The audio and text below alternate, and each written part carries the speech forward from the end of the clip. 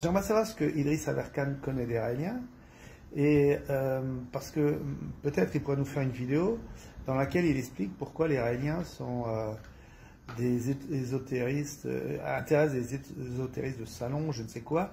Le raélianisme est tout sauf un ésotérisme, c'est un exotérisme par excellence, il n'y a pas de savoir secret. Les informations sont passées de la manière la plus simple, la moins ésotérique qu'il soit, la moins élitiste, la moins secrète. C'est-à-dire que tout le monde y a accès. D'ailleurs, c'est assez ridicule, ces journalistes qui disent « nous avons infiltré la secte des Raéliens », mais les réunions raéliennes sont ouvertes à tout le monde, il n'y a rien de secret. Ni nos réunions, ni nos paroles. Donc c'est l'opposé de l'ésotérisme.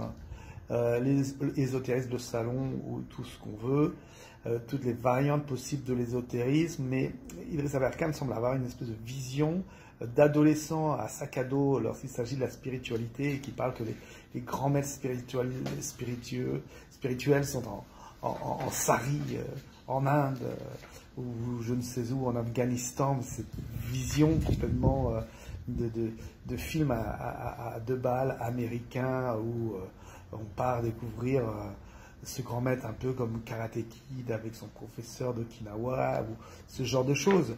J'aimerais savoir ce que ce spécialiste de la spiritualité a à dire sur les Raéliens, sur je ne sais pas quels sont exactement les termes auxquels sont associés les Raéliens, mais il en parle de Raël qui vient dans un ensemble de sous-cultures. Surtout, ce qui est assez cocasse, c'est que cela vient dans une vidéo dans laquelle, ton sujet est tout à fait intéressant, et tout à fait bienvenu, et dans lequel il s'agit de prendre conscience des dangers d'une guerre nucléaire. Peut-être que M. Aberkan ne sait pas que le mouvement raélien fête le Nouvel An le 6 août. C'est-à-dire ce qui correspond à l'explosion de la bombe atomique d'Hiroshima, et que le raélianisme, Raël, a posé comme début de la nouvelle ère le 6 août 1945, qui est l'explosion d'Hiroshima.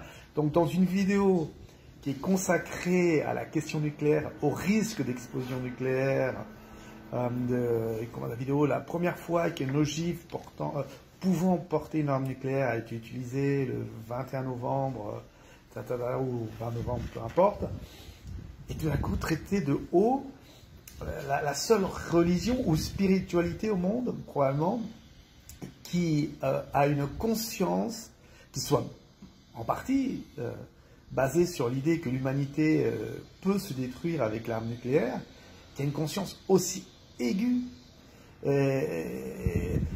du danger nucléaire. Donc peut-être que M. Aberkan, au lieu d'aller chercher des données pour en foutre plein la vue à un auditoire qui peut être impressionné par toutes ces données balancées les unes après les autres, aurait pu un petit peu se renseigner sur les fondements de cette spiritualité qu'il considère comme une spiritualité de sous-classe, quoi, de sous-sol, d'attardé peut-être, de voir qu'il s'agit d'une spiritualité qui était intimement liée à son sujet